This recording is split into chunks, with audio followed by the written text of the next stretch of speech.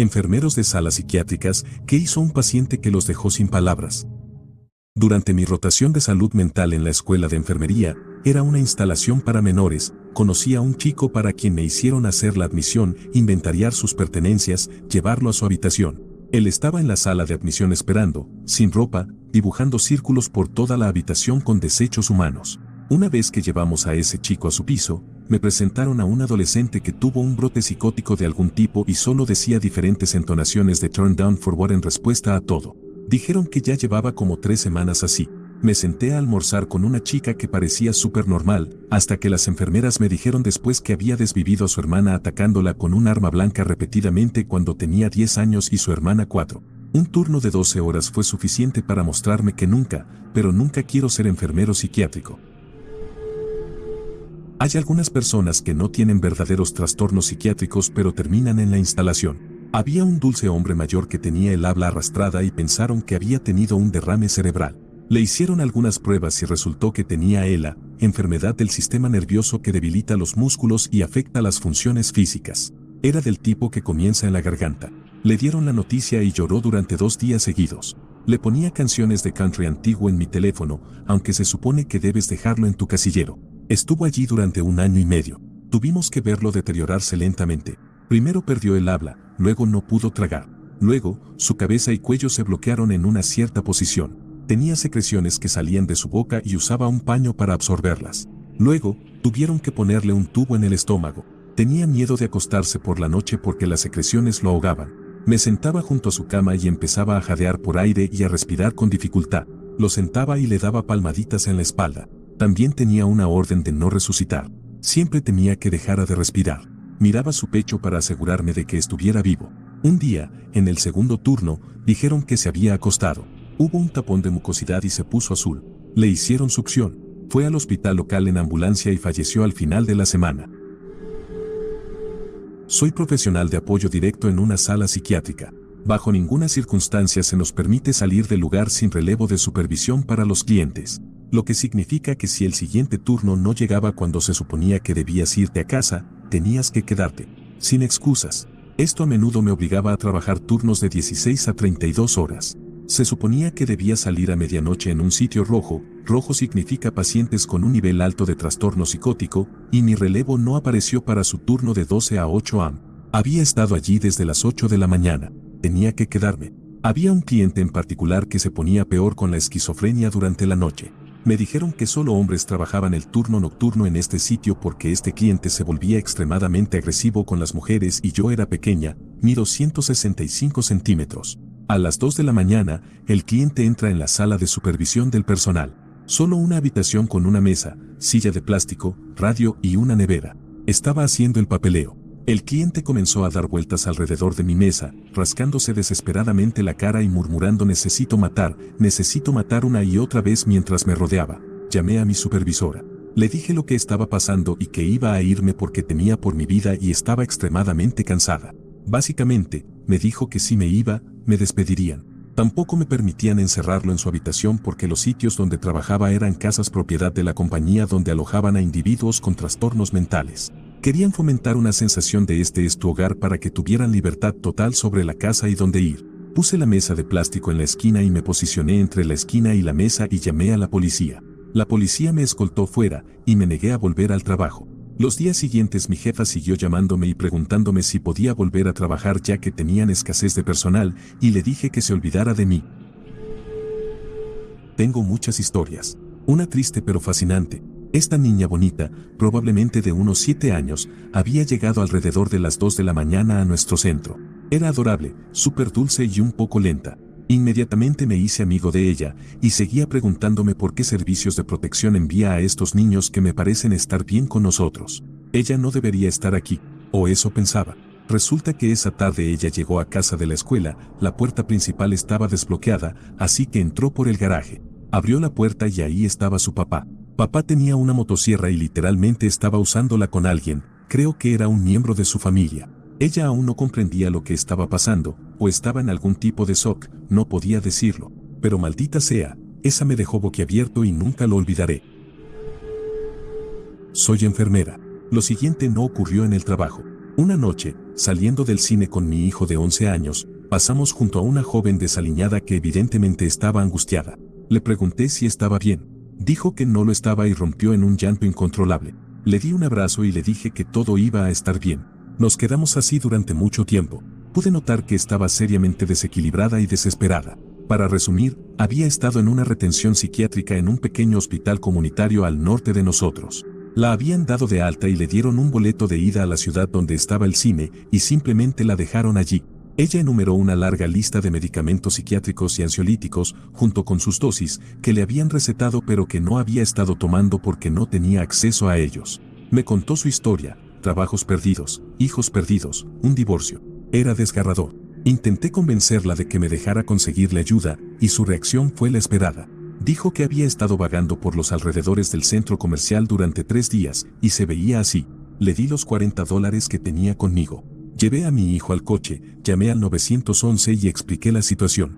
Quería que mi hijo experimentara la primera parte, donde mostramos compasión a las personas en su momento de necesidad.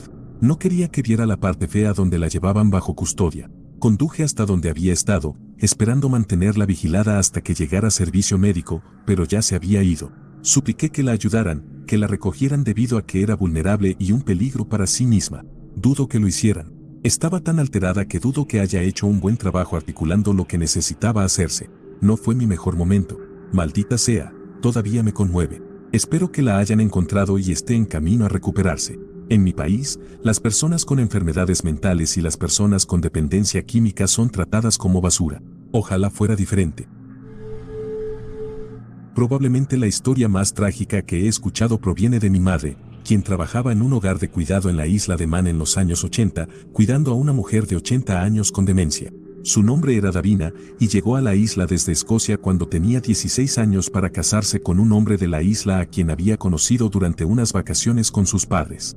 Él era guapo, acomodado y estaban locamente enamorados.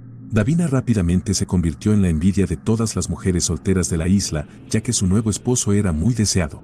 Después de casarse, compraron una hermosa casa en el paseo marítimo y tuvieron una niña. Una mujer en la isla hizo todo lo posible para separarlos y difundió un rumor malicioso de que su esposo le había sido infiel. Era una isla pequeña en los años 1910, por lo que fue el tema de conversación del pueblo. Con el corazón roto y delirante, Davina tomó a su bebé recién nacido y caminó hacia el mar. La sacaron, pero su bebé fue arrastrado por las olas. Fue inmediatamente institucionalizada a los 17 años y pasó toda su vida en una sala psiquiátrica hasta que la trasladaron a un hogar de cuidado cuando desarrolló demencia. Toda su vida completamente perdida. Todos los días le preguntaba a mi madre dónde estaba su bebé y, a menudo, se escapaba e intentaba caminar hacia la playa, a menos de 1 kilómetro de distancia, presumiblemente para ver si su hijo había aparecido. Mi madre le dio una muñeca y ella lloró de felicidad, creyendo genuinamente que habían encontrado a su bebé. Realmente creía que la muñeca era su propia carne y sangre. No es mi historia, pero he escuchado muchas de mi madre. Ella no trabaja en una sala psiquiátrica, pero trabaja con personas que encontrarías allí. Iba a visitas para revisar a las personas y ver si necesitaban ser ingresadas en cuidado, etc. De todas formas, una que se destaca para mí fue una vez que recibieron una llamada sobre una anciana. Creo que fueron los vecinos quienes llamaron. No conozco los detalles de la llamada, pero se decidió ir a visitar a esta señora. Llegaron, tocaron el timbre y, después de un rato, una anciana abrió la puerta. No se había estado cuidando en absoluto en lo que respecta a la higiene personal. Tenía el cabello largo, uñas largas, estaba sucia, etc. Y también, solo llevaba una bata, que estaba abierta. Les permitió entrar. El apartamento se veía como uno esperaría de acuerdo con la descripción de la señora. Sucio, inmundo, basura por todas partes y, por supuesto, un muy mal olor. Caminan más adentro del apartamento para charlar con la mujer. Después de un corto tiempo, mi madre empieza a oler algo aún peor. Mira alrededor y ve algo cociéndose en la estufa. Se acerca y mira en la olla. La mujer estaba cocinando sus propios desechos, con papel higiénico y demás. Incluso había un cucharón. No recuerdo más que eso, pero supongo que la llevaron a cuidados. Había un residente en la unidad de cuidados intensivos del asilo de ancianos donde trabajaba que tenía Alzheimer y estaba gravemente deprimido. En mi primer día, cuando todavía estaba en capacitación, me llamó pidiendo ayuda. Me acerqué a él para ver en qué podía ayudarlo, se dio vuelta, me miró a los ojos y, sin un atisbo de alegría en sus ojos, me dijo que por favor terminara con su miserable vida. Mis ojos se abrieron de par en par y no dije nada, porque estaba tratando de procesar toda la situación. Afortunadamente, mi entrenador notó lo que estaba pasando y vino a recogerme. Más tarde supe que el tipo era un psicólogo clínico que había pasado su vida estudiando Alzheimer.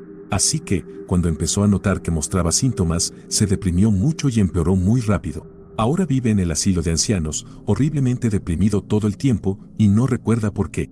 Fue algo muy oscuro para enfrentar en mi primer día, y solo terminé trabajando allí durante un mes. Mi novia, la llamaremos Kai, trabaja en un segundo empleo en un centro que brinda servicios de salud mental. Más específicamente, trabaja en una instalación que reintegra a personas con esquizofrenia severa, trastorno bipolar, adicción a las drogas, etc., de vuelta a la sociedad. Estas personas viven en un edificio de apartamentos que es propiedad y está operado por esta organización. El trabajo principal de Kai es distribuir medicamentos a los residentes. Una noche recibió una llamada de una residente que le dijo que necesitaba ayuda. Kai subió a la habitación de esta mujer, llamó a la puerta, le dijeron que entrara, abrió la puerta y la vio de pie en su sala de estar sosteniendo un arma blanca en su cuello. Ambas muñecas de la residente ya estaban lastimadas y manchadas de rojo. La residente procedió a herir su cuello horizontalmente. En ese instante Kai escuchó gritos provenientes del baño. Entró al baño y encontró que el teléfono de la residente estaba en una llamada, en modo altavoz, con su madre. Kai le explicó a la madre de la residente quién era y que necesitaba llamar al 911. Había tanto líquido rojo en el lavabo del baño que había saturado completamente un rollo de toallas de papel que se había caído. Kai tomó algunas toallas, corrió de regreso a la residente, las envolvió alrededor de sus muñecas para intentar detener la pérdida de hemoglobina y luego llamó al 911. La ambulancia llegó y se la llevó.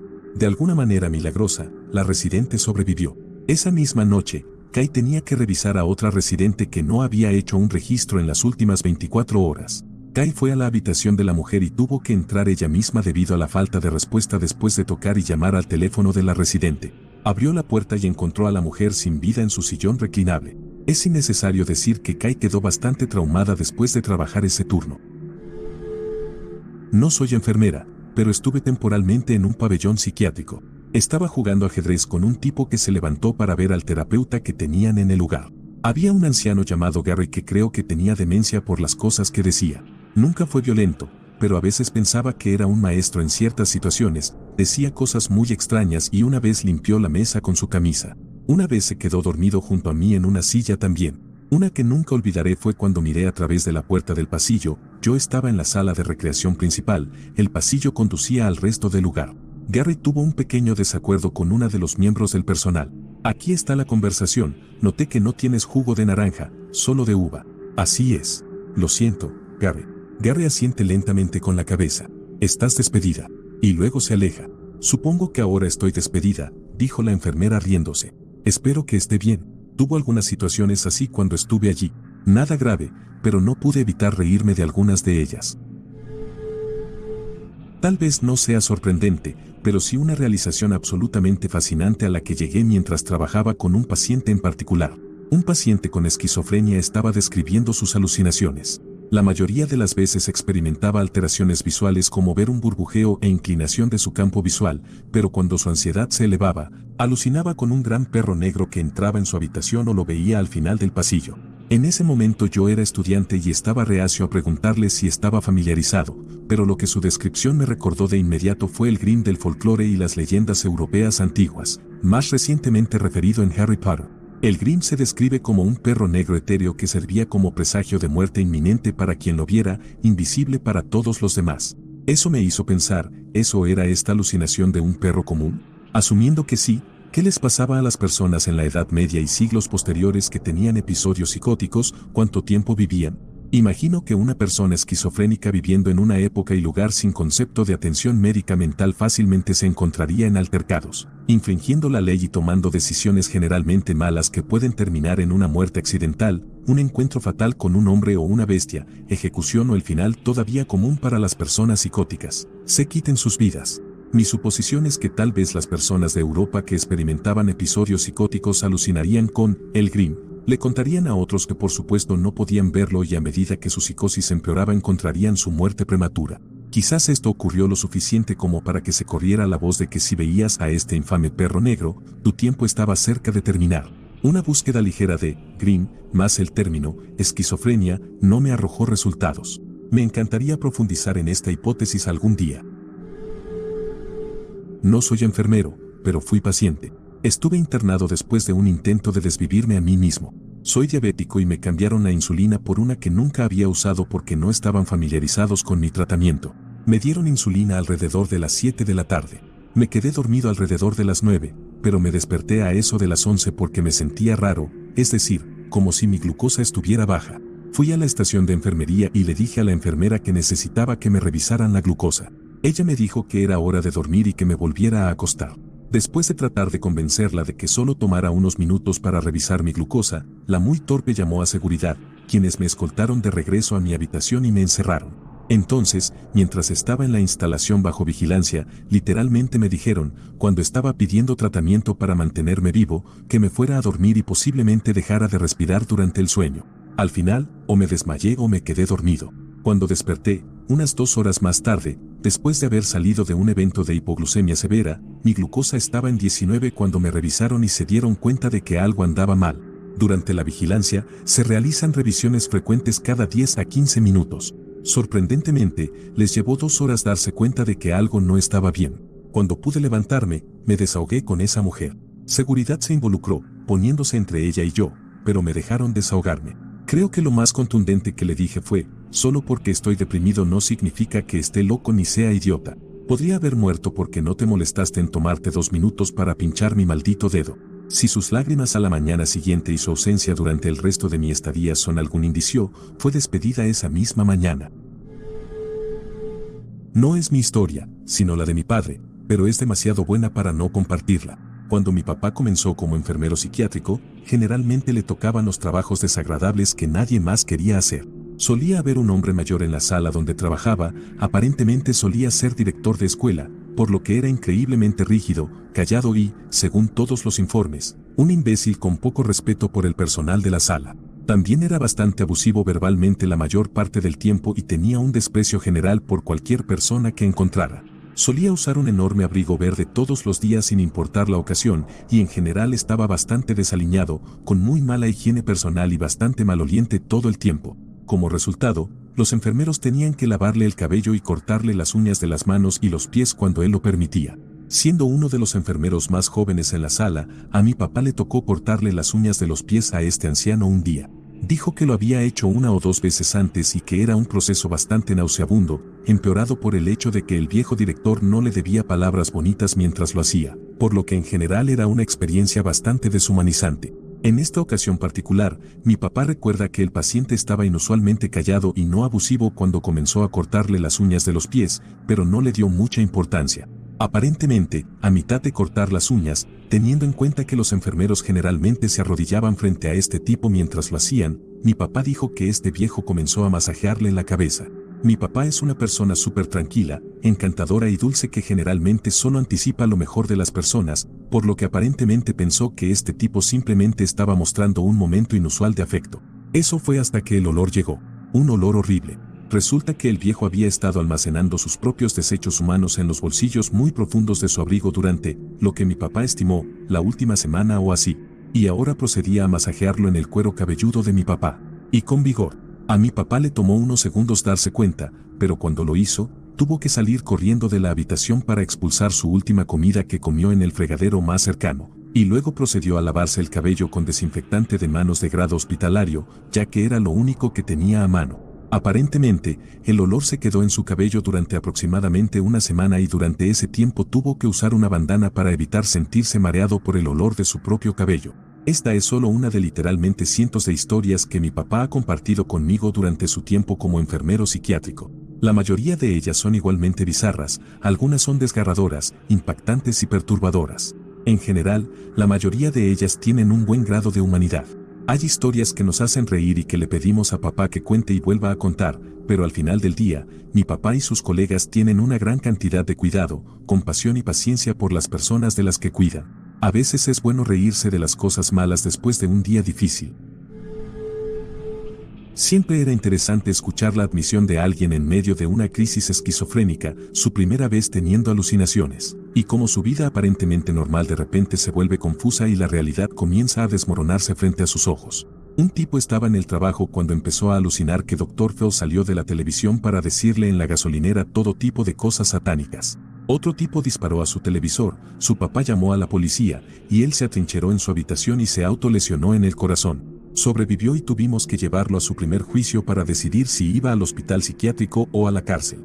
El juez estaba recopilando evidencia de todas las partes y le permitió hablar. Pasé 30 minutos a su lado en el coche de camino y sabía que esto iba a ser muy interesante, charlas sobre rituales satánicos durante unos 30 minutos, menos el tiempo que intenté hablar sobre nuestro amor mutuo por System of a Down para calmarlo. Se pone de pie y el juez le dice, ¿es cierto todo eso que sucedió? Apuñalamiento, disparos, locura. Él, frente a una sala llena de abogados, personal médico, un jurado y todas estas personas, agarra el micrófono y dice, juez, Dios me dijo que tomara un enorme juguete para autoplacer negro y se lo metiera por el asterisco a mi padre. Necesito hacer el trabajo del Señor, por favor. Y se sienta. El juez levanta una ceja, yo trato de no perder la compostura, y él solo dice, bien, creo que he escuchado suficiente aquí. El tipo no dijo una palabra más, no creo que siquiera supiera a dónde iba o qué acababa de pasar. Entró tranquilamente en el hospital psiquiátrico sin problemas. Trabajaba en una sala psiquiátrica de hospicio en la lavandería. Pasaron todo tipo de cosas locas, espeluznantes y asquerosas, pero una se me quedó grabada y aún me da pesadillas. Había un hombre mayor apodado Hunter, y aunque era físicamente capaz, tenía la mente de un niño. Siempre llevaba uniformes de Disney al trabajo, y eso lo hacía feliz. Mientras entregaba su ropa en su habitación, siempre me tomaba un tiempo extra para hablar con él. Siempre quería mostrarme sus libros de cartón, sus animales de peluche o sus sábanas de aviones. A veces incluso jugábamos a las palmaditas, piedra, papel o tijera, etc. Era un encanto y totalmente inocente. Pero un día, mientras yo no estaba en el trabajo, se cayó y se golpeó la cabeza contra un marco de la puerta. Aparte de un chichón, parecía estar bien según las enfermeras. Pero la próxima vez que lo vi, noté que había destrozado todos sus animales de peluche. Le pregunté qué había pasado. Se lanzó sobre mí, me mordió en el brazo y luego empezó a agitarse como si intentara pegarme en una pelea de niños a bofetadas.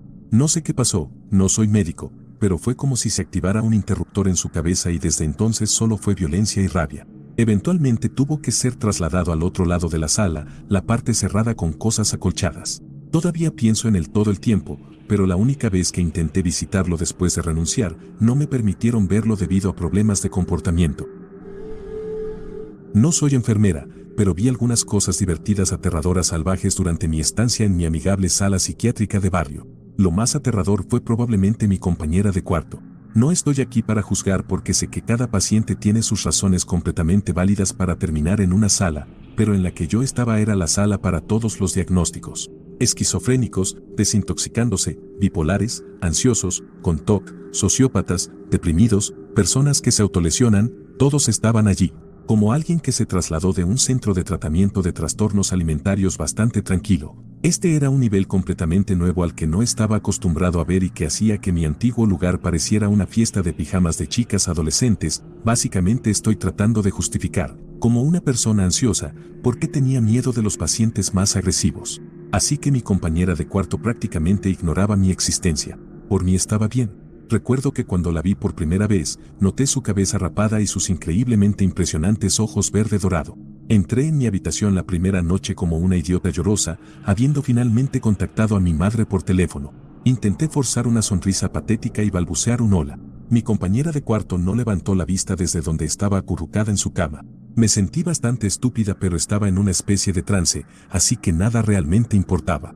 Era casi hora de apagar las luces y me estaba preparando para acostarme cuando pasé por nuestros cubículos compartidos camino a nuestro baño. Noté que ella había guardado algunos proyectos de arte de lo que probablemente era una actividad grupal. Curiosa y fisgona acerca de mi tímida compañera de cuarto, me detuve y miré un poco más de cerca. Eran dibujos toscos con crayones y papel de impresora, pero bastante perturbadores. Recuerdo haber visto lo que parecía una persona sin brazos ni piernas, muchas X, garabatos rojos brillantes por todas partes y palabras incomprensibles dispersas en el papel. Creo que algo mencionaba mamá. Me reí para mis adentros, pensé supongo que moriré y me fui a la cama. Esa noche hubo tormenta. Recuerdo que saltaba cada vez que una enfermera entraba y nos revisaba. No dormí. Nunca llegué a conocer a mi compañera de cuarto antes de irme y solo la escuché hablar una vez, pero me sentí mal por ella. Me pregunto qué había sucedido en su pasado que creó imágenes tan oscuras en su mente. ¿Quizás algún tipo de abuso? Todavía pienso en las personas que conocí allí de vez en cuando. Espero que estén todos en un lugar mejor. Más de 2 años como enfermera psiquiátrica en una unidad de confinamiento. Lo más divertido que me dejó sin palabras fue un paciente que me lanzó una galleta. Luego sacó a relucir sus partes íntimas. Después hizo volteretas por el pasillo mostrando sus partes. Algo memorable fue una joven atractiva que estaba psicótica e inestable. Estaba gritando en la sala de grupo y luego se fue a su habitación. Esperaba que se calmara. Escuché a un técnico gritar «No, para». Corrí y vi que había dibujado con su líquido rojo menstrual por toda la ventana y el baño. Mientras el técnico corría a buscar productos de limpieza, le pregunté qué estaba haciendo. Ella se puso rojo en los labios y dijo «lápiz labial». Le grité que parara mientras me ponía guantes. Empezó a llorar y, antes de que pudiera limpiarla, sacó un paquete de jugo de limón de su bolsillo y se lo echó en los ojos diciendo «No quiero estar aquí, ahora soy invisible».